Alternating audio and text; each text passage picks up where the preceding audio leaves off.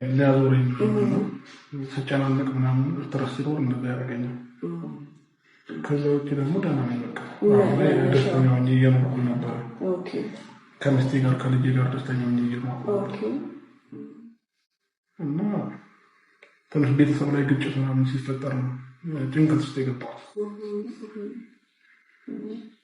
ይሄ ጭንቀት ደግሞ እንግዲህ አንተ ካልቆምክ በኋላ ለማንም መድረስ አትችልም።